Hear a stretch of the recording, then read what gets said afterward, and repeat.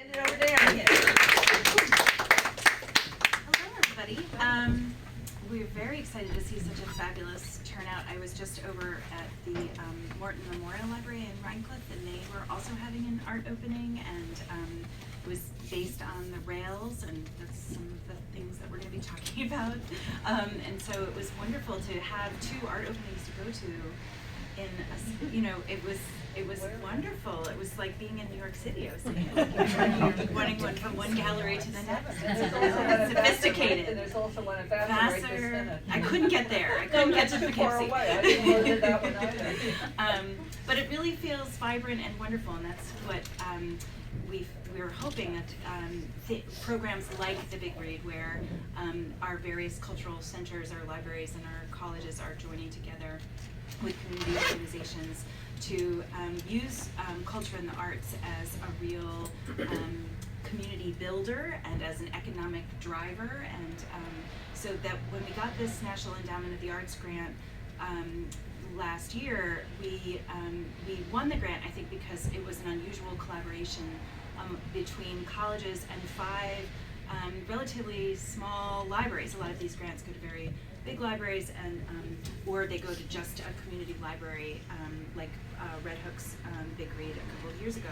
But what was really wonderful about this is that we were working not just with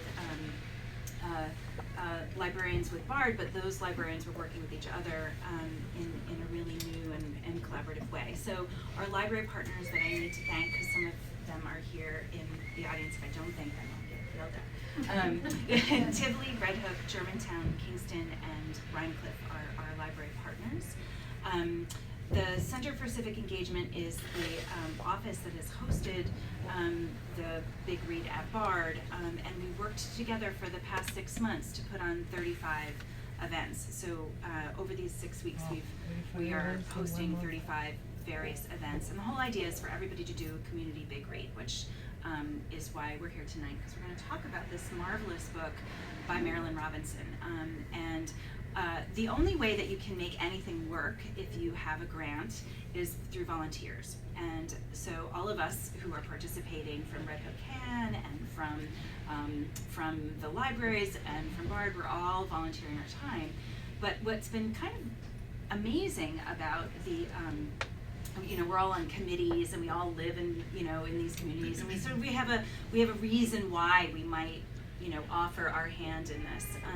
But Anne Margaret Daniels emailed me out of the blue. We'd actually never met, even though she's a BARD faculty member. She's a faculty member with the BARD Prison Initiative. Emailed me and said, "I love that you're doing this, and I think that this is so amazing, and I would love to help you." And I fell out of my chair first, and after somebody revived me from the floor, which is really dusty. If you've ever been in my office, it's a little shabby chic. So after I got dusted off, I responded, and I said immediately, "Of course." And this came to mind, doing a book discussion, and she said, "Well, I live in Woodstock, and I'm going to mention it to my bookstore." And so the Golden Notebook in Woodstock now has a display of Robinson. So it sort of did what it's supposed to. Right there is the sort of the sort of encouragement of community and connection. Even across a river, the ripple effect. So it was a lovely thing, and of course I immediately Googled her, and she not only was she volunteering, but she was an expert volunteer as a writer herself and as a faculty member, and so I wanted to just thank her for taking the time, because that's really what we needed. And I'm going to now turn the floor over to her, because she is really going to be our discussant. She's going to facilitate a conversation about this book. And I just have to say, in case you didn't love the book, I have been now almost to 20 book discussions over the last couple of weeks, and I really did like the book when I read it. My book club did not so much like the book, but as we discussed it, they came to enjoy it, and at the end everyone agreed that it was obviously, like, the language in the book, obviously as a writer, but the sort of the themes in the book. But each time I go to another event, I'm falling deeper and deeper in love with this book. And so, and almost with Marilyn Robinson, because I've also heard about her nonfiction, and so much now has been opened up just in these various discussions, and even discussions where the same themes are being reviewed. So it's just lovely that everyone's here, and if you have the opportunity to go to some other events, which I'm now going to shamelessly plug, But not tomorrow, because we're not going to talk about the upstate screening tomorrow at noon for housekeeping, in case you can jet over there and jet back. But we do have James Wood, who's a literary critic and writes for the New Yorker. He's going to be on campus next week on the 16th, discussing Marilyn Robinson's book, not just Housekeeping, but her work in general. He is also going to be speaking at the Bard Prison Initiative, because the Bard students in the Prison Initiative program are reading the book as well. We are also hosting what we're calling My Name is Ruth, the first line from the book. Neil Gaiman and Mary Caponegro and Nicole Quinn are going to be reading from the book, and the and there'll be a discussion, and that's going to be at the Performing Arts Center on the 23rd of April. Shakespeare. Oh, see? So I didn't get to read the book, but saw the movie. Morton had it and saw the movie. How much will I know about the discussion? Well, how true to the book was it? That I know. That's something that we can talk about once we get rolling. Okay. So that's, I think, a good time for me to turn over the. Thank you, Erin. Listen. Thanks, Erin. Thank you. Thank you very much.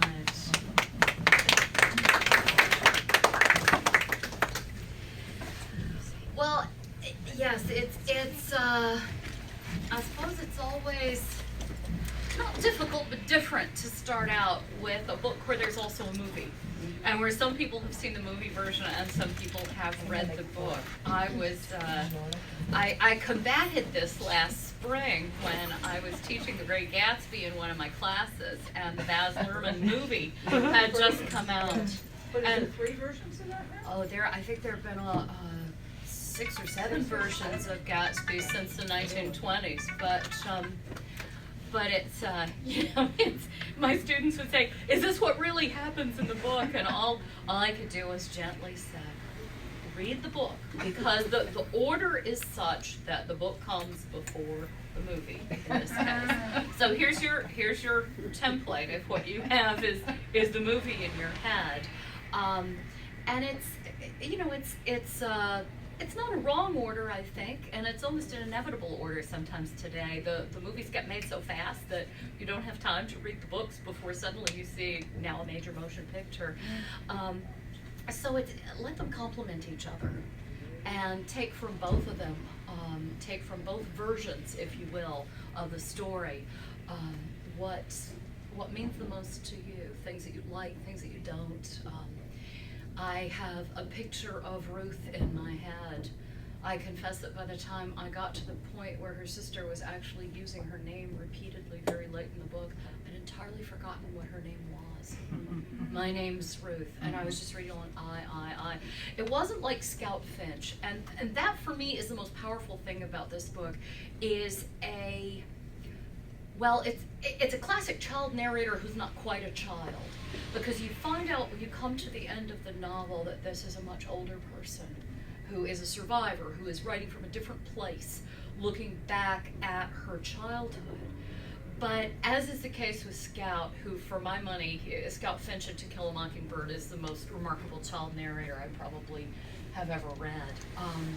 The ability to not freeze you in the past or the present or the future, for that matter, is something that Ruth does really, really powerfully.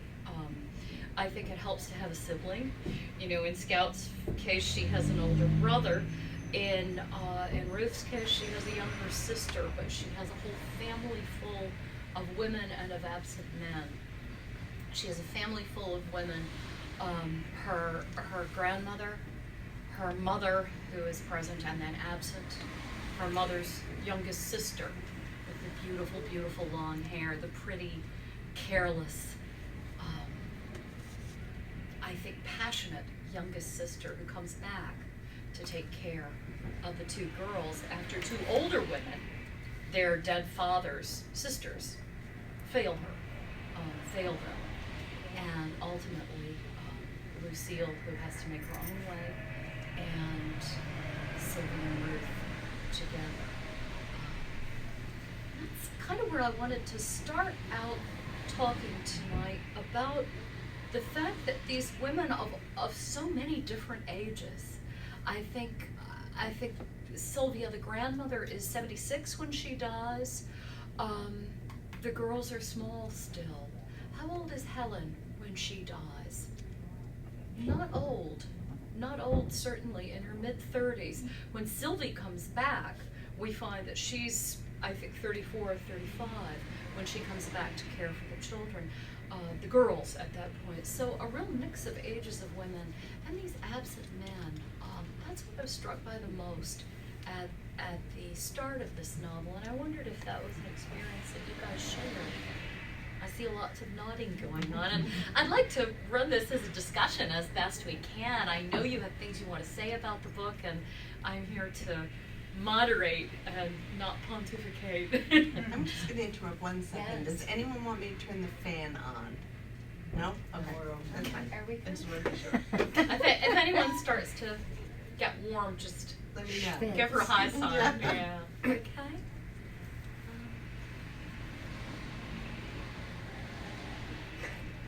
Definitely a book about generations and the impact of the various generations, and especially the parallel between Helen and Sylvie is very strong. Well, I mean, literally a book about generations, about who begets who. The father, for instance, makes just a fleeting appearance as a physical presence in this book. But what do we know about him? He's a Methodist. He wears suspenders. He knows where wildflowers grow, and he can hike all day in the mountains. And I mean, the landscape, the terrain of Fingerbone itself, the mountains of Fingerbone and the lake are like living characters in this novel, living or dead characters. And almost in the way that say in Dickens's Our Mutual Friend, the Thames River is a character in, which one has Marshalsea Prison? Bleak House. No. No, it's not. It's anyway, Marshalsea Prison, the Big Debtor's Prison, is a character in that novel. And the trains. The trains, again, absent and present. This constant train that goes through the town, and the train that plunged into the lake, never to even be seen again. Not a bubble, not a gulp of oil, nothing. The only debris that comes up is what? A head of lettuce, a cushion, and something else. Nothing ever. Yeah. Oh, didn't you think of that as you were reading the story? But back to the idea of generating. He has begotten these children, and then he's still present in the lake. He's never come up again. So there's a sense that every time the girls go to the lake, every time they go out across the bridge walking on the lake, when Sylvie, late in the novel, takes Ruth and they row and they row and they row to the mystical place where the house is gone and there's a hole where the cellar was and a smaller hole where the well was.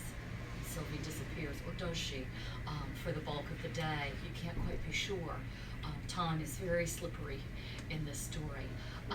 He's never gone away. The father, Stone, this absent Stone, they've all got really cold names. He tries to insert himself back into this novel with that letter that Helen tears up into 4 pieces and then tells the girls that it doesn't matter. The men make some attempts, I think, to get back into the text in a way, but the traces of them in the girls that they have helped to engender is the most important thing about them. There's a gorgeous and terrifying moment when Ruth and Lucille take out the dictionary, and in them, the dead grandfather has placed a P for the pansies. Under O for orchid, he has pressed a lady slipper. And Ruth is charmed by this. She loves it.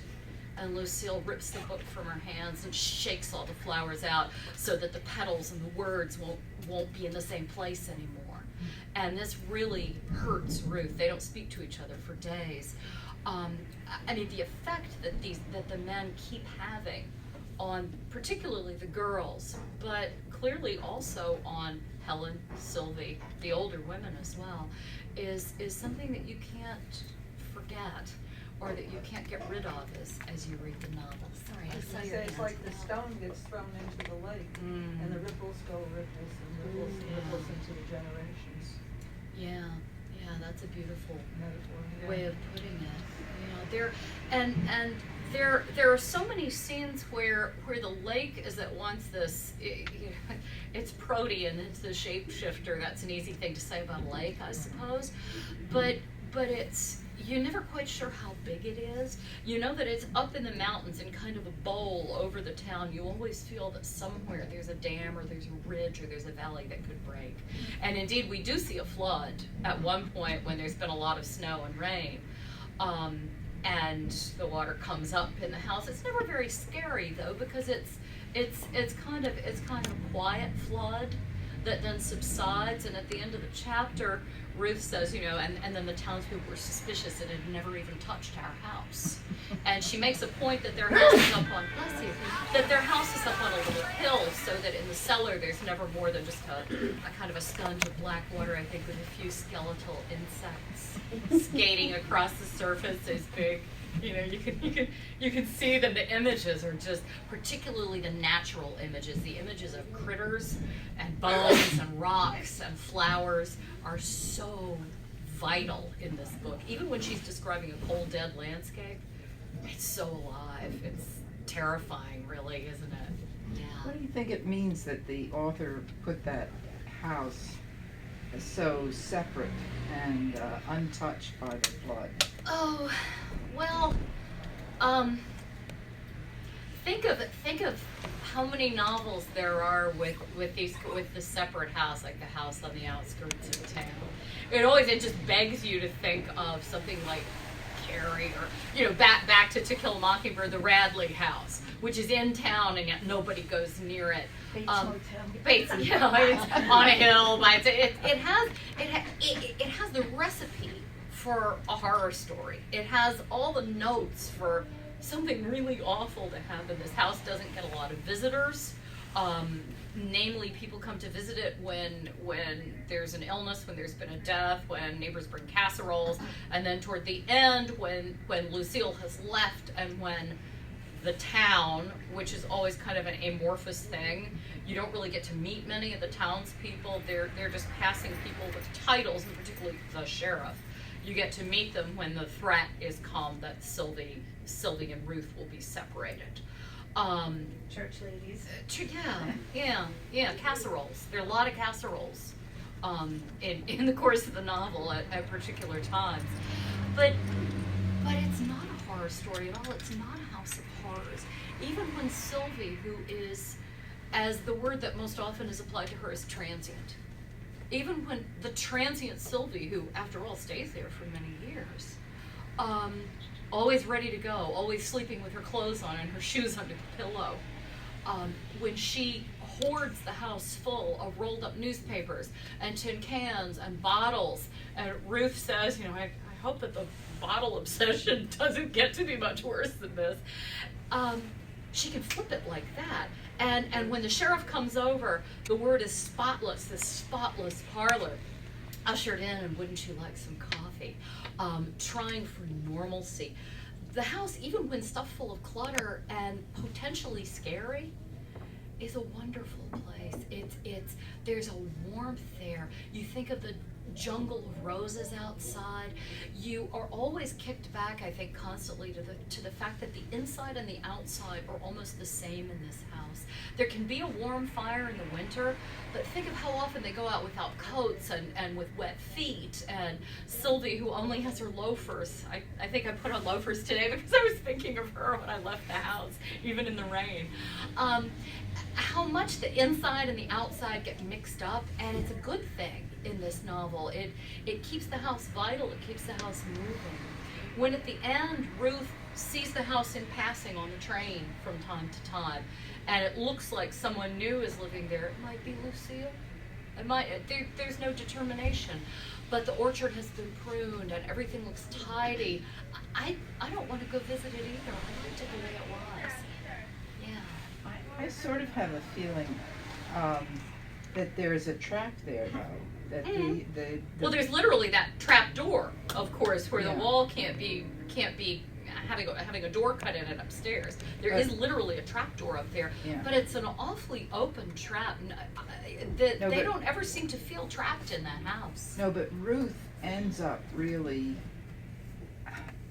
encircled by, the idea that mother can leave any time Yes. is very frightening. Yeah. And in fact, when that happens, many times children can never leave their mother. Mm-hmm. Mm-hmm. In other words, when there's always that threat, it's Well- often the time that the child is then, clamped to that mother forever. Well, there is certainly a way in which Sylvie, particularly for Ruth, becomes Helen. I mean, she replaces Yeah. her sister. For the older of the two daughters, and I think for a time she does for Lucille, and then Lucille just reaches out straight into what feels to me, I mean, do we have a time fix on this novel? Can we have a decade? It's the way Lucille is described, sitting in the soda shop with her tight sweater and her jeans. It feels very kind of 1940s, maybe early 50s. But it's remarkable to me how little outside news. I just think of the age that we live in, but how little outside news and information makes its way into Fingerbone. That somebody could be a sailor, that somebody could go away to some war. Is it World War II? Is it Korea? It's you kind of have a general fix on it, but this is, again, that's part of the slippery time in this novel. But I think when Sylvie threatens to leave, which the girls think she's going to do from the time she gets there, she doesn't leave until she's basically driven out. They have the burning, and then they hop a train, and that's, I mean, it's almost an American cliche, isn't it? The whole kind of, what is it Huck Finn says, light out for the territories. The fact that where you're living has gotten too settled, and Fingerbone has pushed as far west as you can. Remember where the father comes from. He comes from the Middle West with capital M, right? It's almost a Fitzgeraldian kind of Middle West, and then Fingerbone is the far west. And I guess there is somewhere else you could go. You could go into the Pacific and just keep going. But the westward movement in America, this is a deeply American novel. The westward movement has kind of come to a stop. And what happens when you come to a stop is the movement starts turning back. Think of 1900. After there's no more Western frontier, what does Theodore Dreiser do in a novel like Sister Carrie? He has Carrie in a tiny, remote Wisconsin mill town. And he has her move first to Chicago, and then to New York. And then the rest of the novel is centered in New York, so it becomes kind of an eastward movement. And she gets there by train. Think of On the Road, where it's just this aimless kind of crisscrossing nation motion. You fetch up in Mexico, and Mexico's even a disappointment, so you end up back in somewhere near Hoboken, And the same kind of feeling is not just because of the train, which is such a force in this novel, but the freedom that two women have is surprising to me. That they can up and get on a boxcar, that they can up and hop a train and then just become transient in the way that traditionally in American literature male characters could That's do. because there's no men there. Yeah, And now Huck, we won't. okay. Because, it's Huck and Jim on the raft. It's not Becky Thatcher, right? If a woman gets around, that's a bad thing in traditional novels, right? But here, there's such a freedom to it.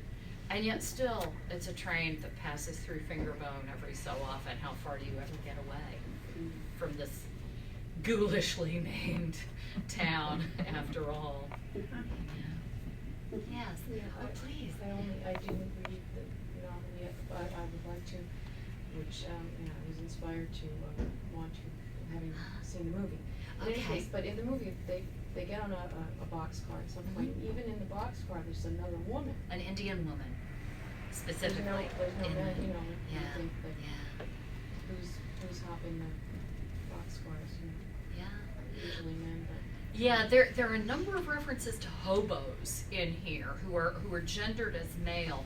There's one really powerful scene where just as they're kind of on the cusp of, it's before Lucille has started complaining about her small breasts and getting very stroppy, right? So they're not quite grown-up girls yet, but Sylvie has told them, you know, watch out for the hobos, don't go near them. She's given them a bit of a heads up. They're coming back through the woods and they smell the hobos' dinner cooking, and Ruth describes it as they're close enough to smell the fire, but the guys don't see them their way around. And she says they never bothered us anyway. But the cooking smell is, she says, kind of like rubber and kind of like rust, and and you're thinking about, you know, the can that thing must be. You can visualize it just from the details of smell that she gives. This is a novel that's just stuffed with the senses. There's a fair amount of visual, but there's a lot of odor, and there's a ton of touch and sound. You know, the dogs barking and the ice crackling. And really, really powerful, scented story. And when I think of the hobos, I think of the campfire and I think of the Indian woman in the boxcar, actually, and the fact that it is a woman who's traveling, and in a way, that's kind of an example. You know, it's okay for her. She's not viewed as transient, she's viewed as nomadic, because of course where her tribe used to live, there's now a town like Fingerbone. It's land that has been supplanted by the mostly Anglo, but you know, they call themselves American settlers who have come west and taken the land. So you know, her home is the boxcar now. Yeah, I'm glad that they pick up. I haven't seen the movie, but I'm glad they picked up that detail in the movie. I don't think it was an Indian woman, but it was a woman. Oh, interesting. It is a a woman. just described how, you know, the freedom that two women were Yeah. hanging on to, or hold, you know, grasping, and so even in the boxcar where well, anyway, I don't think it was an Indian woman, but it was a woman anyways. Okay. Again, the Yeah. absence of men, so. Yeah, which is, I mean, the men who are here, like the sheriff, only seem to, I don't know if he causes trouble or spurs action in the end. The school principal the same way. I'm not sure quite how they work, really. They're complicators, certainly. Safe to say that. The only person who has a discernible date in the novel is Lucille, the redhead, right? The one with the pretty hair. Neither one of them are pretty. The two old, what are they? Aunts-in-law? Anyway, the grandfather's sisters say neither one of the girls are very pretty, and that matters for a girl. I don't know, I didn't feel that. They both seemed so beautiful to me. Because of Ruth the writing. and Lucille, exactly, because of the writing. I know that one is tall and one is short. I know that one has red hair and one doesn't.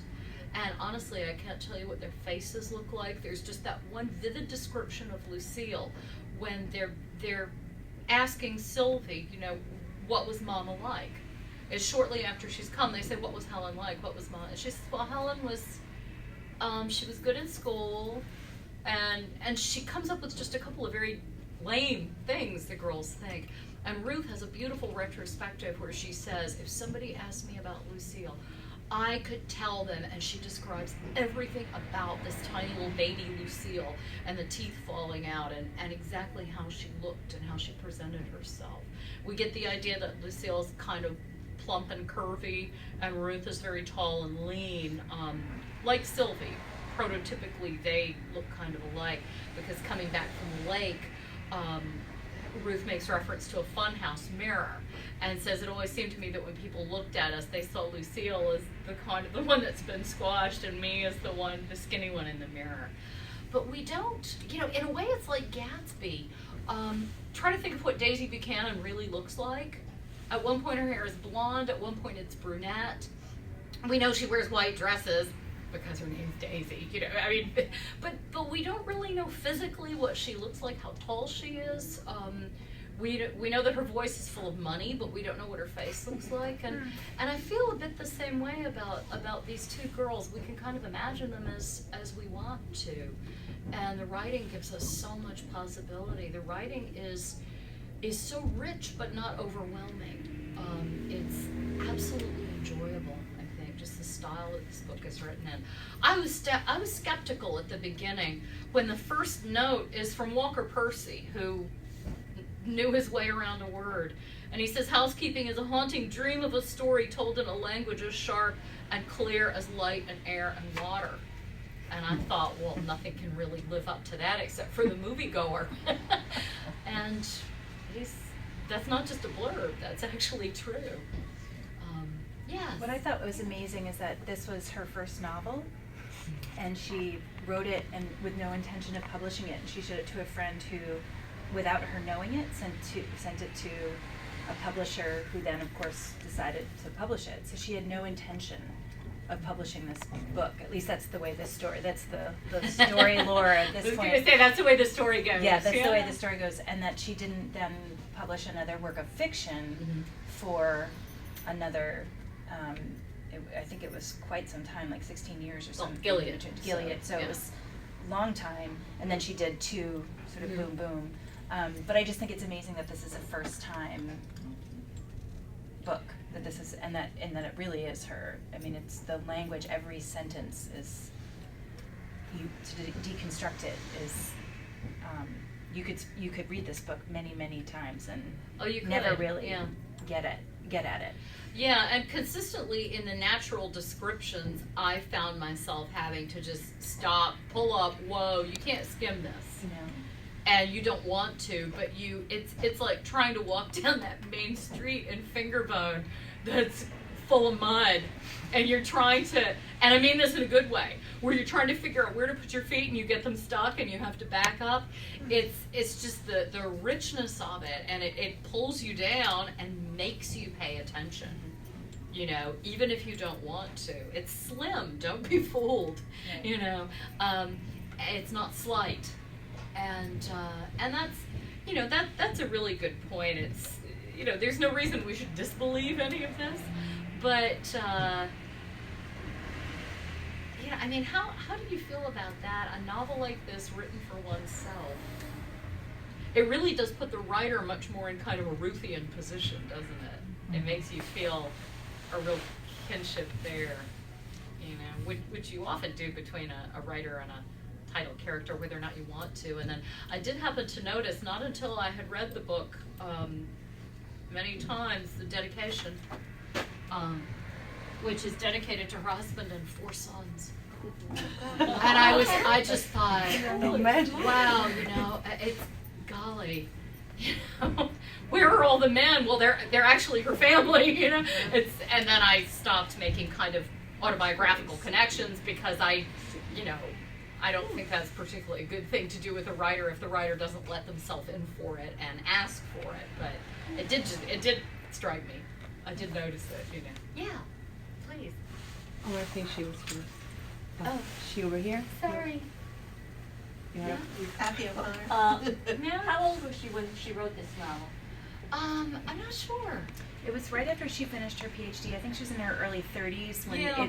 when it went off to the publisher by accident, or on purpose, but not through her. But I think she was. I know she wrote had it, 2 or maybe 3 sons by then. By She had that 2 or time. 3 children by then. Yeah. So she was quite young. Yeah.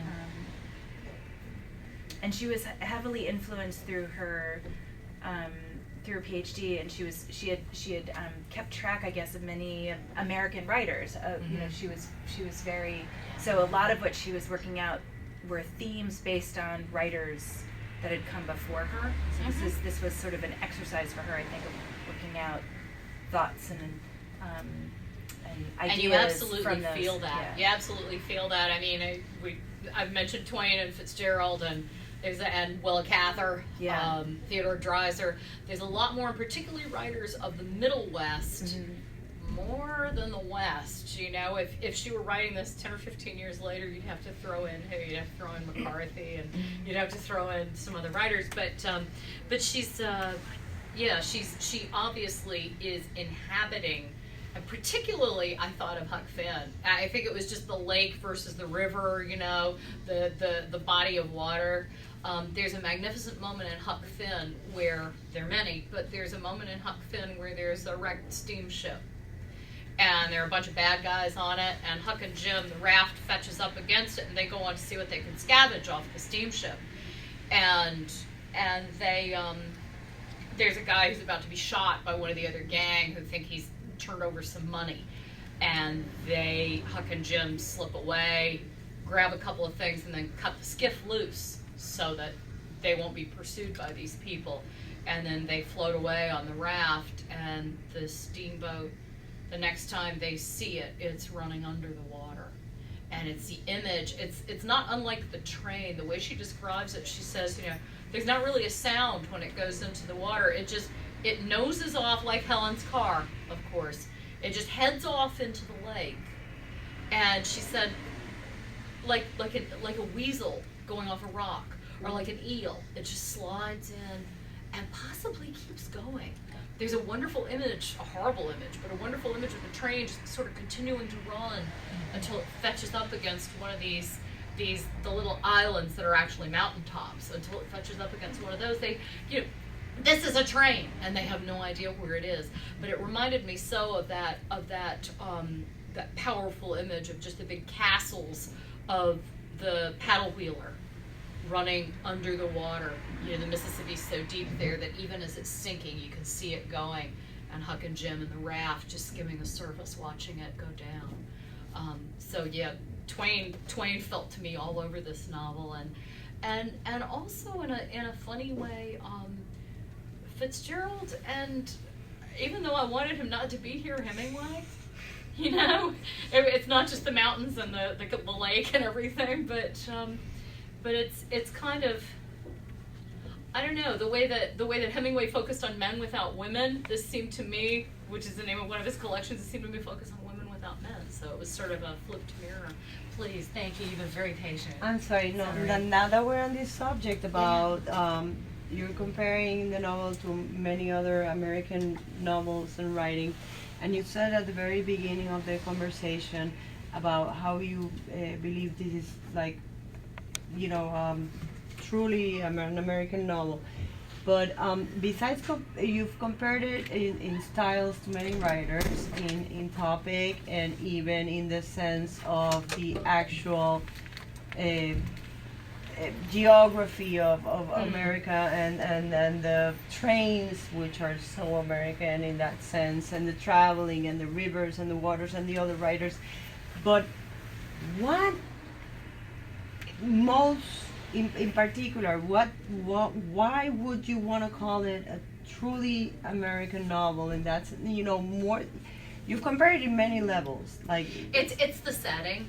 It's the setting that grounds them to one place, that kind of grounds me to one place. and not the story. It probably itself. helps, or perhaps hurts, that my mother's family is from western North Carolina, deep up in the mountains, and has lived there for many, many, many years. And I am familiar with that sense of kind of inescapable place.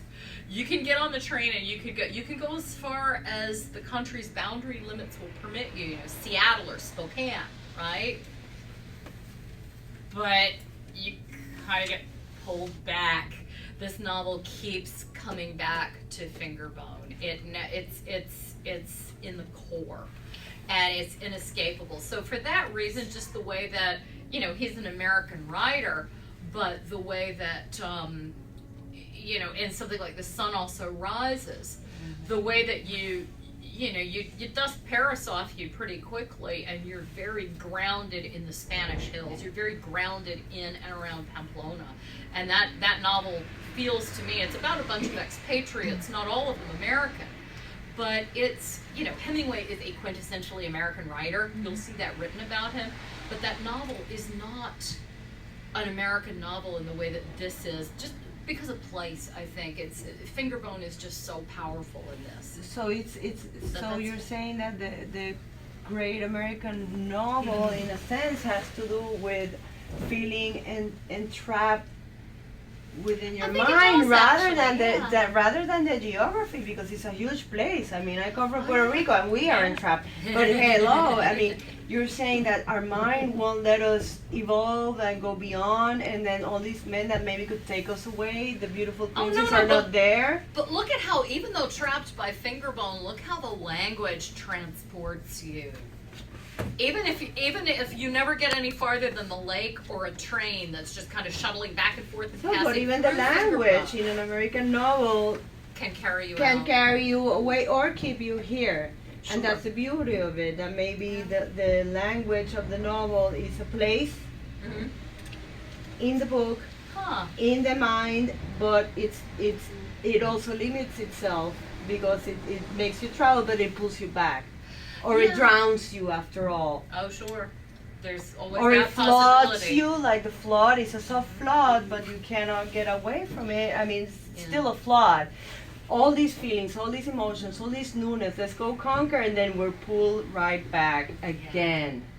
Like you were saying, you know, with the Dreiser story, It's and like then Dorothy she comes, clicking her heels. There's no place like Carrie home. You comes can back go, to yeah. the city, she Yeah. gets drowned by it. It's like we have all these opportunities, all this beauty, all this land, all this advancement, and then yet we get drowned by them ourselves because we cannot overcome them. We just keep on coming back to finger bone. What? I think a big part of the slight misnomer, the American dream, a big part of the American dream, whatever that means, and it's not always a positive construction in the slightest, it's always the dark side as well. The responsibility and the possibility, in fact, the probability of failure that comes along with possibility is this is a fabulous American dream novel. The whole novel is kind of a dream. The whole novel is so powerful in these suspended flights out into the woods, Like where they're no fear? never scared. Same They're never thing. scared. Even when she thinks Sylvie has gone off and left her, it's because they're in a place that used to be a human habitation. And that's the scary part for Ruth, the fact that there was a ruined house there, you know, and when she's pulling up the floorboards with the snaggledy nails on them, and she thinks about children who, she takes a little comfort in the fact that children must have slept there, but the fact that the home is now destroyed terrifies her, and logically she goes to sleep, or maybe she passes out.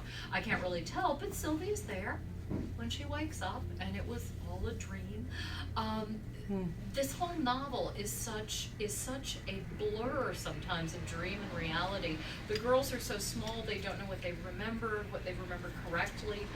For instance, the scenes in Helen's apartment with the downstairs neighbor, Bernice, are so vivid and so vividly told by Ruth that it's almost like she's an adult narrator. And yet then later, when she tries to think back, she can't recapture them as vividly as she does in that initial description. Yeah, that's a really great point about American-ness. Yeah, thank you. That resonated what you said to me, because I feel like the words and the place drown you, and you never get to know the people.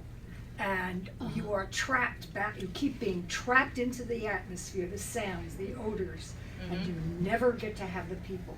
So I found it very unfulfilling. I found that the language was beautiful, but I wanted to have those people, to know them just a little.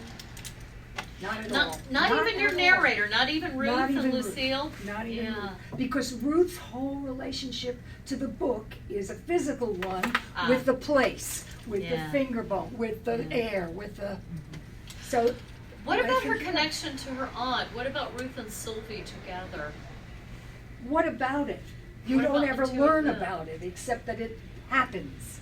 Well, why is her connection to Sylvie so powerful that she leaves Fingerbone really without a backward glance to go off and live a life on the road with this woman? That's the tragedy of the book. Or the beauty, depending on how you. I think there's definitely a sense of a child that has been terribly compromised. I think because she is the same as Sylvie, and she sees herself. The same as Sylvie, you mean Yes, she's Ruth become and the Sylvie. same? Yeah, yeah, that the same otherworldliness. What is it? What is it? She has no other model, and Lucille is the one who's gone out into town and found something for another model. It's First, not it's that a- it's not that it was a model. It's Yeah. that she recognizes herself in this other Nothing. person. To me, but I don't see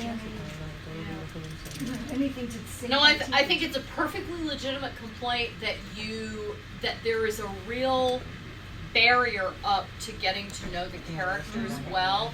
We like to have characters and get to know them well. One of the most maddening things to me the first time I read To the Lighthouse by a writer I love was the way the house was a more important character than any of the people. You've gotten to know this family a bit, and the horror of it there is that Wolf gives you so much, and then just poof, she disposes of characters in parentheticals. So-and-so had a bomb fall on him in the trenches. Prue died in childbirth. Da-dum, da-dum, and you're... Because you felt connected to them, and what she's doing is brutally showing you that modernism is not going to be like the Victorian novel, and things like plot, character, and setting are not to be relied on. Now, it seems to me, indeed, that Robinson goes too far into putting all of her eggs in the setting basket. I happen to really love a couple of the characters in here. Now, do I want to get to know the townspeople of Fingerbone better? Not particularly. Do I want to get to know Sylvie really better than I do? I think I do. I would like to know about this Fisher guy, maybe just a little bit. Although he doesn't seem important to her, why should he seem important to me? She's gentle, she has such a grace, she's always so polite. You never see her raise her voice, you never see her scream at the children. It's almost kind of like a Pippi Longstocking-ish existence for them, in that they're not, they are unparented, but they're not uncared for. Does that, would you buy that as a construction of No. Sylvie? No, I think they need more of a parent. Admittedly, they're unparented, and you could say she does the best she can, but Sure. I'm not That's what we all do. quite sure. Yeah. But still, we're talking about the individual characters now, and it's hard to feel more invested, I think, than I just was in them, because, as you say, you don't really get to know them well. You know details about them, like Sylvie's beautiful long brown hair when she was a girl, and the fact that she's the untidy one, who the others are Helen and Molly, who's a kind of a blip on the radar screen and then goes off to be some kind of a missionary, are very fastidious, and Sylvie always has milk on her lip. Like, she can't even be bothered to have her milk mustache wiped off her lip. So we know some details about her, but we don't know much about her. You're absolutely right. And when it comes to plot, characters, and setting, this novel is setting. Immensely setting. Pretty, not exactly a pot boiler of a plot. You know, occasionally people go into the lake, and that's a memorable moment, you know. It's like, whoa, okay, there goes the train, and then when Helen's car sails in, but that's fairly early in the novel. And then you have about this much of the novel where not a great deal really comes to pass. The seasons are what come to pass, and again, that's part of the setting.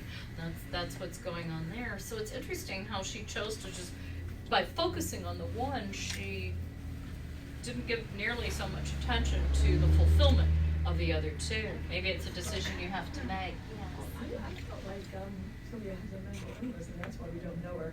And I like I knew Mental illness. This is sort of very thought disorder, and that's why I don't know because she's just sort of, you're talking about human reality, so she's a lot of the characteristics of it, and that's why I thought that you don't contain her in a knowable. Yeah, she's, I mean, again, the word that keeps getting used by the girl narrator looking at her and trying to describe her, she is transient, but at the same time, she doesn't want to lose her. She doesn't want Sylvie, whatever Sylvie is, or whatever her faults, or difficulties may be, she doesn't want to lose her. No. You know, the way that the grandmother, I wish there'd been more of the grandmother.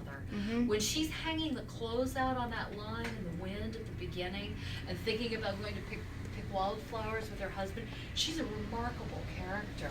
And there's just not enough of her. She was gone too soon in the novel. And I understood, you know, gone too soon in terms of the girls too.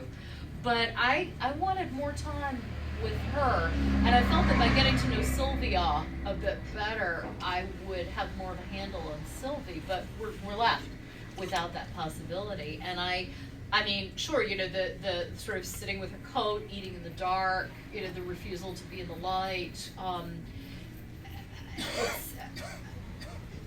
there is, you know, but once you start trying to reach for what, in terms of a character or in terms indeed of the plot or the setting, when you start trying to reach for what normal is in this novel, you know, all bets are kind of off.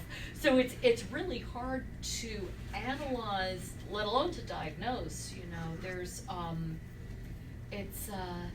you can recognize though that she is assuming a responsibility of which she realizes, I think, she's not capable, you know, and yet she sticks with it. And I love it's, you have to laugh, the instance of the first of her excuse notes that she writes to Lucille. When Lucille has been out of school, this is kind of classic Sylvie to me. I have so many pages turned down, I have no idea exactly where it is, but when they're trying to go back to school, and she's written a note to excuse Lucille. Hang on. She says, you know, she couldn't sleep. Here it is. Look at this, Lucille said. It's the beginning of chapter 5. Look at this, Lucille said. We were walking to school together. Lucille was Sylvie's note. It was a piece of flowered stationery folded over twice. A very lady. On it, Sylvie had written in her loopy, liquid hand, "Please excuse Lucille's absence. She had pains in her wrists and knees, a buzzing in her ears, a sore tongue, faintness, a stomachache, and double vision, but no fever or loss of appetite.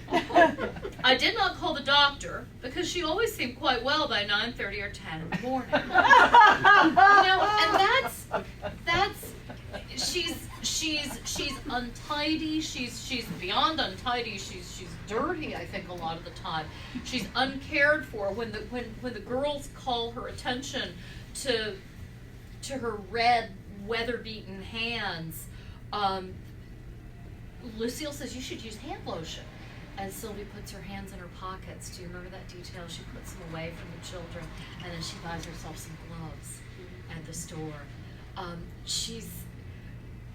I find her, yes, very damaged, and I'm not sure by what or how, because we haven't gotten to know her. We've missed that we've seen her as the girl with long brown hair, and then she's gone away, and she's married. She's come back home one time, we've heard, to marry someone named Fisher, and there are no photographs. And then nobody knows where she is. When they put out kind of an APB in the newspapers, you get that letter from her saying she's at the Lost Hills Hotel in Billings, Montana. And we know nothing about her during that gap from about, it seems like 15 is the last time we see her, to 35. We don't know what her life has been. We understand that she's damaged, that she is ill, I think. That's fair. But she's so gracious. And it's a strange word to use in the context of this novel because it's not a word that appears that I can remember in this novel, but she's very loving. There's not a lot of talk about love in this book. Nobody loves anything or anyone that I can recall. Have you read Hideous Kinky by Esther Freud? No, I haven't. I've seen the movie. Don't bother with the movie. The book is wonderful. Yeah. But anyway, the book describes this woman who is absolutely enchanting to the children, but she's taking them into a really horrendous situation, and you know, they end up begging on the street, and they do all kinds of things. So I think I think the pictures of the adults are like the pictures that children have of their mothers and fathers. We haven't a clue what our mothers and fathers are really like. We see them as in terms of what they do. For us. And this is what, you know, what those two children see Sylvie in terms of what she does. And Lucille recognizes immediately that what she does is really kooky. Yes. And she says, I've got to get out. And the only thing that Ruthie can do is to identify with it. Yes. Because that's, the need is so strong. So I think the book is a kind of tragic, I mean, you know, very beautiful. I love this book, but a very tragic view of what a child like that had to go through and end up on the road. I don't think that's a life that we want to recommend for people. I don't think it's beautiful in the end. Yeah, I think it's, if you wanted to read Freedom and Possibility and finally getting out of Fingerbone, it doesn't outweigh everything else. No. At the beginning, the grandmother says, she tells the girls, and I think it's her own 3 girls who are all still at home at the beginning, Molly, Helen, and Sylvie. She says, as long as you've got a roof over your head, you'll have plenty to worry about, but it won't be that bad. Yeah. You know, there's something, I'm paraphrasing, but something to that effect. Yeah. And that phrase really registers with you at the end when she's looking from the train to see what was her house, what is still her house, you know. Someone else is living there, but you know, legal title to the house has not been relinquished. There's talk about who owns it, but the supposition by the townspeople is that Sylvie and Ruth have gone into the lake, that they're dead, that they're missing, presumed dead, right? And where do you put that? You know, well, that's Rip Van Winkle, isn't it? Old Rip Van Winkle, young Rip Van Winkle then, old Rip Van Winkle now. Does no one know Rip Van Winkle? You know, when you do go home again, how do you substantiate who you are? I'm willing to entertain a possibility that they end up having a life that is totally satisfying to them. I wouldn't recommend it for Lucille. I wouldn't recommend it for anybody. And I think by saying that she's diseased or mentally disturbed keeps us from examining exactly who she is and what pushes her in the directions and whether she does in fact live the life that she needs to live. No, you mean Ruth or Sylvie? Both. Either, okay. Either. Yeah. I have no idea. Well, But it's I'm hard, willing to as you pointed out before, it's hard to figure out who they are because we get brushstrokes of character, but we don't get, maybe we don't get enough to go on, particularly with Sylvie. Right. We get her behaviors, we get her dress, we get her gestures, we get the things she does for the children. Some of her comments are, you know, I would invite you to sit down on the sofa, but it's full of water. You know, she's there in this quirky, gracious way. She's trying to be the lady of the house, you know, filling her mother's place. And at one point, Ruth says, "I can't imagine what it felt like for her to come back to this house." And there's that constant recognition. What is this like for Sylvie? That's a very suppressed question. It's not very nice for Sylvie. That's my thinking. It's I pretty don't know. horrible for Sylvie. But that's my supposition. I Seems to can't me tell from what's here. You know. the most unhappy and unresolved person in the book is Lucille. Yeah, Lucille, who lashes out in a way to make her own way, who cleans the house, who wants her to be bright light so that she can see what's going on in there, and who ultimately up and leaves, moves in with a teacher, and becomes like the other teenagers. Doesn't even talk to her sister anymore. She and Ruth don't talk at school. Don't sit together, don't communicate. And when that happened, I actually thought back to the grandfather's 2 sisters living together in their hotel in this kind of shabby gentility. Not even, it's poverty is what they're living in, but they're treated nicely by the doorman, and there are still silver candlesticks in the hallway of the hotel. So that's the place they want to go back to. They can't wait to get back there. And they leave as soon, pretty much, as Sylvie shows up. I found myself kind of imagining Lucille and Ruth as old women alone together, you know, living in Together. this house. Yeah, and I, looking at the two old, great aunts, and I just couldn't imagine it. I couldn't imagine it. Lucille is the one who says we've spent too much time together, we're too close, I need something else. But it's interesting to me, as a side note to what you're saying, that's maybe more important than I thought on my first reading of this book. In any other novel that features coming of age of two young women this age, two girls becoming young women, I mean, there are details about, Lucille's breasts growing and she's annoyed with this. You don't get Ruth's personal details at all. But there's not even a blip about, and when I had my first period, I went to Sylvie to talk to her about it and to find out what was going on.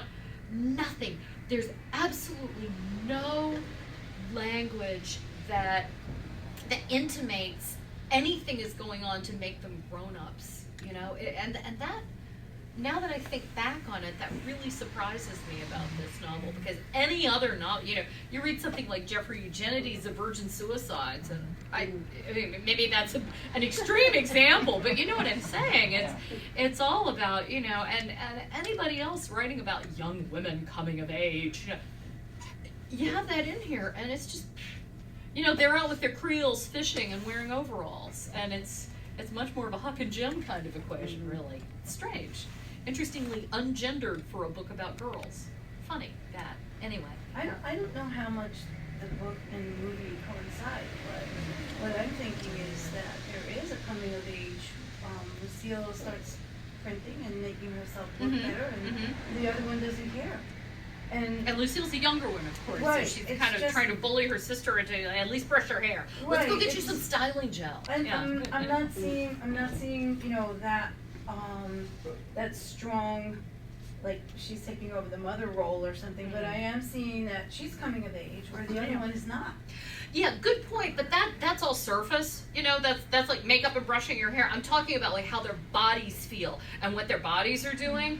That's kind of, that Robinson doesn't write about that at all. You know what the And that's water's odd. doing though, don't you? The what? You know what the water's doing, what the trees are doing? Oh, sure, you know. And the grass is There you go, growing. back to the setting, Yeah. indeed. Yeah, it's true. No, that- And you know what the natural world is doing, like what the Right. animals are doing and Right. everything. Yes, it's true. Hardly And it's a any strange novel- disconnect or omission. I'm sorry, Yeah, no, go hardly any novel, even the ones that would coming of age and discussing it physically in a novel, unless it's a how-to or how to deal with it. It's very rare in this type of literature. Oh, like no, talking about. I mean, well, in horror stories, yes, but not in It's this rare type in of the literature. Victorian novel. Like in Jane Eyre, you're not going to have her talking about things like that because Bronte's not going to go there. But in any novel that's been written that I can think of since sort of the early 1960s, where you've got a character who's crossing, it's all about pimples and braces and that, like the changes that your body is going through. And for girls, they're always going to talk about your first period. But and in this how type this of happens, novel, and Carrie, men not are just horror absent. stories. Yeah, but not just horror Not stories. just but horror stories. Men are absent. Does that men are absent here in But this that shouldn't discussion of matter, this book? No, it shouldn't at all. It Yeah. matters obviously to the novelist who wrote it, and for some reason she decided to keep them at bay.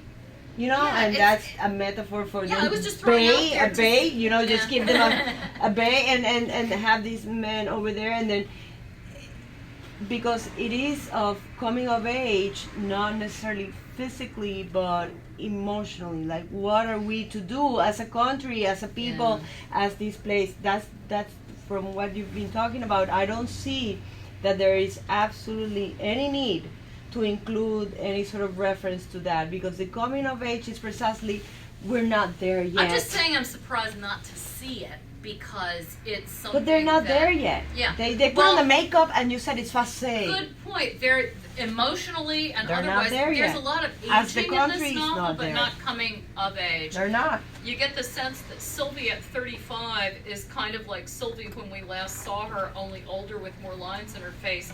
There's something about her that hasn't ripened, certainly. And you feel that with Ruth and to a degree with Lucille, as The well. long hair and the There's an references. arrested kind of feeling, perhaps. Yeah, that ambivalence that you said that you never know, the child narrator, you really don't know what the age is. So that's part of the point. So, the coming of age details don't need to be there because it's another type of coming of age, and you don't get it. That's the point. The novel doesn't give you that. It doesn't follow through in the sense that, okay, this is resolved. We don't know. They just went and discovered and explored, and it's they never did come of age, maybe. Maybe not. Maybe there's an absolute shunning of sexuality in general. Like the men are not there, the girls are not grown, the adults are kind of still childlike. They're even in the suicide, it's kind of like a shunning of life and Yeah. that kind of. Good point. Well, it is a shunning. Yeah, it is. So it's, There's one really powerful moment very near the end where Ruth is kind of imagining back about, the whole idea of engendering and her, there's sort of a paragraph and a half about the image or her thinking about the image of her growing inside her mother's body. But that's the only, That's creepy. and I'm not sure what it's about. I'm not sure why it's there. I know that it surprised me, and it seemed almost like something that the novelist had forgotten and suddenly needed to put in before the end. It felt that way to me. Maybe that's me being cynical, but exactly what you're saying. Yeah, there is a shunning of sexuality, of development, of in some ways maturity, but it's not the kind of shunning of maturity that you've gotten in, let's say, what used to be called boy books. It's not kind of the Peter Pan-ish, I don't want to grow up feeling. It's that I can't grow up. It's that there's, with all this natural freedom around them, there's something so stunted maybe about that's what That was was, right. partially happens. Maybe that's partially what happens emotionally when there are no men in their lives. I mean, and no mother. Huge. well, no yes. mother, but also maybe there's something for, girls growing up without men and not having that sort of example. And the implication is clear that Stone is still alive. I mean, he's writing letters to the mother. She tears them up. There's no testimony that he's dead. Quite the contrary. And Sylvie also. They finally, late in the novel, Ruth and Lucille both ask her about Fisher. Where is? Well, I am still married, she says. No, I have no reason to think he's dead.